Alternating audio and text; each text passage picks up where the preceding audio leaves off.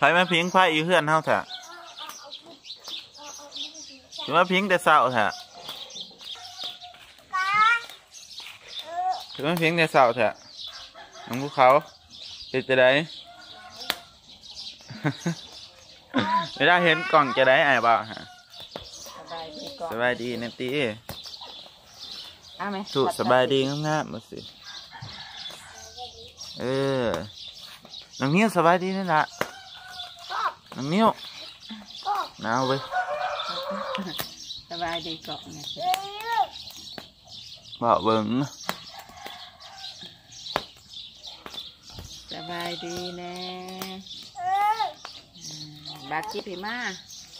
นานบากี้มันก็มาพิมพ์ครับกี่มันยังจักความกว่าทานิ้วจักความปวดนั่งน้องจีนั่งน้องโอ้ยิดก่อนยิดเกาะอันไหนดีๆจังข่าวกองสบายดีลูกมาเหตุบ้านมาเหตุบ้านเอานั่งดีๆจีก็ที่บ้านไปอ้วนมาคุยหน่อยนึงสบายดีน้ำหมอกพี่น้องป้าที่ต้องว้าว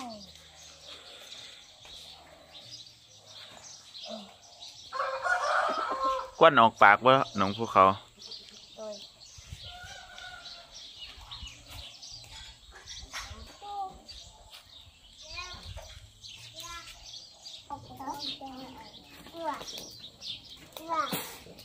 ไฟแห้งร้ายเนาะโอ้แน่จักตอกแล้วฮะละ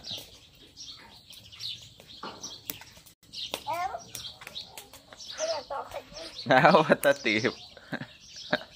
เช้าเหรอ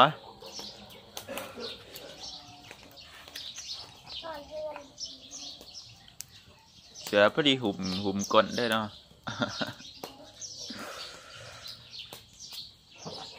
ตะกี้คือบ่หนึ่งเสือตะกี้คือบ่หนึ่งเสือ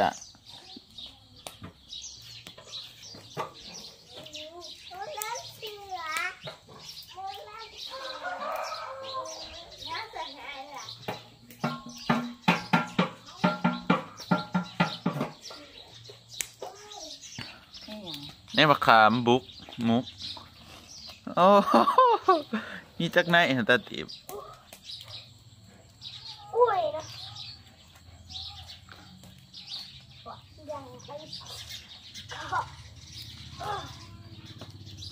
มุกในมะขามพี่น้องวันนี้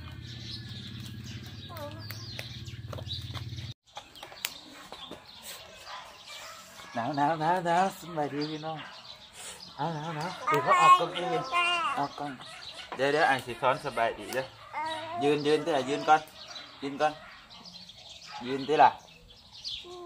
ยืนนี่สบายดีจ้ะสิสบายดีพี่น้องสบายดีจังสิ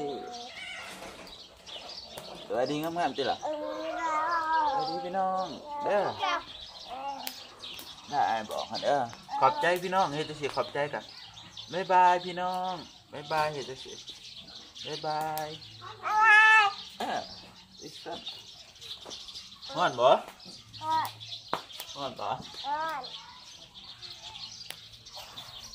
อันนี้มันเกี่ยวนะตามที่มันบ่ใหม่ดอกปานที่กามใหม่เดี๋ยวสู้ใส่แต่มันมุกอยู่เสร็จเอาเกี่ยวมาบึ้งเดี๋ยวก่อนได้แล้วไงห่อนได้เนาะเดี๋ยวไอ้ไปเอาข้าวจีมันจีเด้อแล้วจะกินข้าวจีโดยคอยโดยจะกินบ่โดย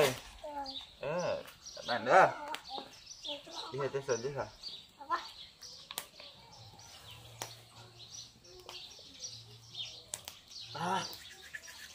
แต่นี่กินไหนบ่ไหนบ่แต่นี่เขาไม่กินไหน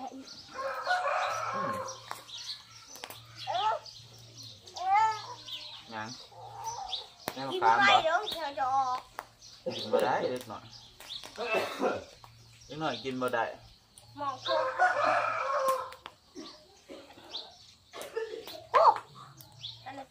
น้ำแน่มาขามให้กล่องเบิ่งนะนี่เนอปิ้นหนาไปผมปิ้นหนาไปผมย้ำได้ย้ำแรงchứบ่ได้ย้ำแรงchứบ่ฮะโดยnhư vậy đó đôi chưaโดยhát tiếng phay nè hát tiếng phay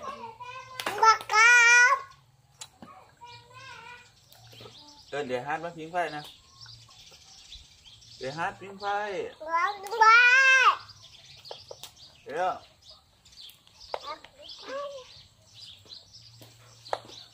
những người phân tộc màu vậy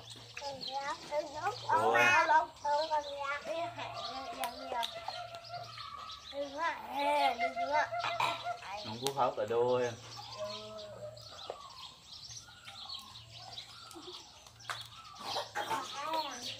ấy thì chìm tại nếu phải thì chìm bỏ ê là như thế thì ai cúng em á để ai ông nhân đất hẻm á sao bảo đôi đó đôi khao vào đôi ai sẽ không ngân hải nó ai thích xem đã ai thích xem hả con xem bỏพ่ออยู่บ่พ่อจะเอาไปซื้อหยังซื้อนมเอานมหยังฮะนมเผ็ดโอ้บ่แซ่บนะนมเผ็ดนมดีอัดกินนมเผ็ดเนาะน้องเป็นอุ้มเลย ได้อาจจะซื้อมาให้กินเด้ออมยิ้มจะประจุบบ่เจ็บเอานมเล็กตัวซอยเนาะเล็กตัวซอยเนาะกองใหญ่เนาะจะกินนมหยังล่ะนมแป๊บซี่โอ้ยนมหยังนมแป๊บซี่อยู่ดีๆตัวใดอยู่ดีๆมองเลย น้องโดยโดยกินง่ายน้ำน้องนิ้วเด้อเอฟซีเอ้ยเนี่ยกินง่ายเด้อนี่เด้อใครสิกินใครสิกินบ่ใครมีแต่2 คนนี่วะสิกินแต่ตาตีบบ่กินบ่ตาตีบน้องนิ้วสิกินแต่ตาตีบได้กินบ่เอฟซีทุกคนมากินข้าวจีเด้อแม่จับสิพีกเนาะหนังนิ้วเนาะโดยจังสันนะว่า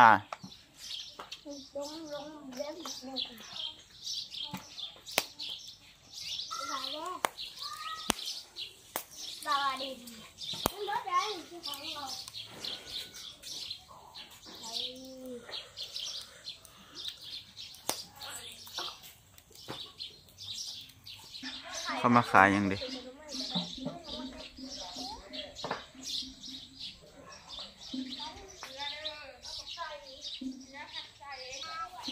เขามาขายอะไรพี่น้องมะเขือเหมือนผลนะน้องเหมือน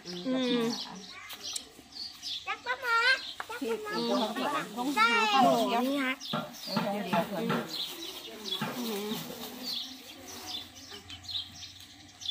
มาเท่าไรมาดาท่านคล้ายแข่งถ้าเป็นอย่างนี้ด้วย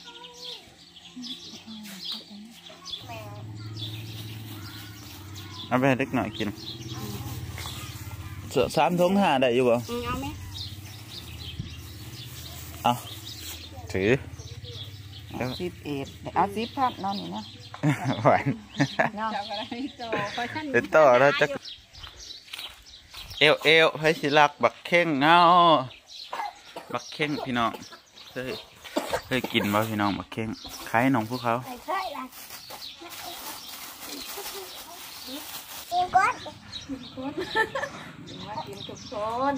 กินเด้อทุกคน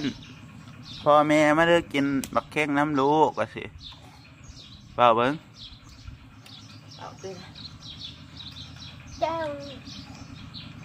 น้องพวกเขาเอิญพี่น้องมากินนะพ่อแม่ไม่ได้กินน้ำดูเจ้าเอิญพ่อแม่เจ้าหันแต่บ่มีน้องดอก บริกินของเขา รีวิววิธีกินนี่ล่ะมักเข่ง เรียกว่าแข็ง บ้านอื่นเขากินจะได้กับบ่ฮู้ คิ เล ด ย ว่า บ้านอื่นเขาเอิ้นจะได้แต่บ้านเขาเอิ้นมักเข่ง เอาไปเลยดูกราฟไปดูที่ไหน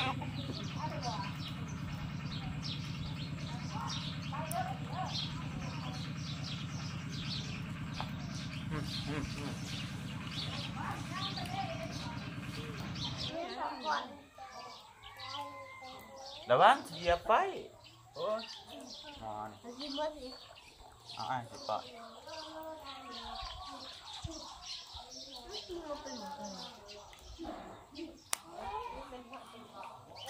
ไอ้ตีน้องกีครับ เร็วอีกอ่ะไม่ น้องกีเดี๋ยวนี้อ่ะ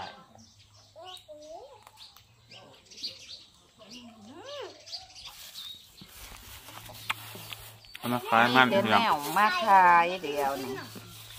อยู่บ้านนาบอก มาบวบเอา บ หรื ว อบ มา ทงเถอะแม่นอีหยัง เฮ็ดยังเหรอเฮ็ดบดบ่ ช่วยเฮ้ยเฮ็ดทงเถอะได้ อันเฮ็ดยังค่ะแม่ จะกินปอก แม่เอาไปแกง ซุปตั้งที่ดีเข้าหมักนะ มันอ่อนอยู่ปอแก่บ่แก่ เฮ้ยเด้สิกินอันนี้เด้กินขนมบดเด้อเด้อเฮ้ยสิกินนี่ ไม่ใจอ่ะ แม่มักดินไหมขอบ่เห็น หมักซ้ำหมักซอง เอาไปซุปแม่เนี่ยคือหยัง น้ำมันสิสุกเป็น เดี๋ยวตะกี้ก้อยเนี่ย ไปกินกับปน มีมาเนี่ย เอามาใหญ่ๆใช่ไหม หมักซ้ำทั้งโอ้ซองพัดหนึ่งจนถึงซองถึงหนึ่ง เอารถแม่มันปลูกเนี่ย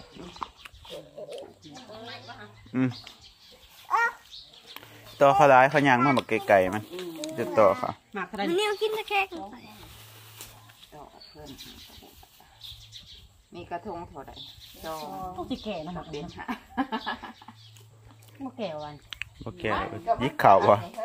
เอาพอมันอ่อนเพราะเห็นมันจัง มันจะมาไอ้ดาบไอ้ดึกอายุแก่ๆมั้ย ท่านบางทียิบบางที เนาะ แนวอันนั้นมันก็ อยากกินให้บ่กินข้าวจี้บ่โอ้ไอ้ลืมแป๊บนึงใครจะเอาก่อนมูถูกก่อนเด้อถูก คิดอีก ถูกกินก่อน ระวังหอนเด้อใครจะเอาที่สองโอ้ ต้องใส่ โอ้น้องภูเขาถูกว่าน้องจะตีบ่แบบนี้ กระดาษมันอันมันกระดาษมันสิขาด ที่มาหอนแต่ว่า ซุกเอาบ่เห็ด โอ้เอา ที่เราให้เอาทำทงหาบ่ แล้วก็ไข่อะ ของน้องนี่แห่งเสียของอ้าย เฮ็ดตีนปอ เฮ็ดทง2,000 อันนี้นี่ยอดดอกบัวนี่ไปอ้อม นี่ แซ่บบ่ แย่ บ่ มาแต่พัด อันนี้น้องพวกเขากับฮัดน้องนี่เบาเด้อ ซุปมันสิกระหมักซุปเข้าไปมันจะสิเข้าซุป ซุกเท่าไหร่เด่น เฮ็ดถึง2,000มันก็4,000หมักใหม่ก็2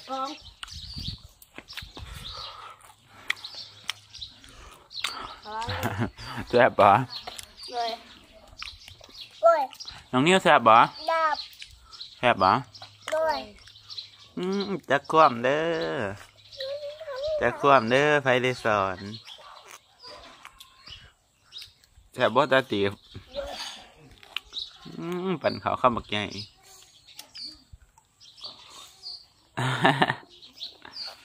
ไอ้ มันหมอกจางลงเลยพี่น้องเอ้ย ผมมีแม่ไม่ยอมจะ จนสิขอโตวอำลาพาจากแล้วเด้อพี่น้องเอ้ย อำลาพาจากพี่น้องนะบ๊ายบายเนี่ยเฮ็ดจะได้บ๊ายบายน้องนิ้วบ๊ายบายกดไลค์กดแชร์ในเด้อว่าสิกดติดตามน้ำกดกระดิ่งน้ำว่าสิเบาด้วยล่ะหันจะว่าเพิ่นบ่กดได้เนี่ยหันจะว่าเพิ่นสิกดเดียวนี่ไว้ จะตียังย่อนกด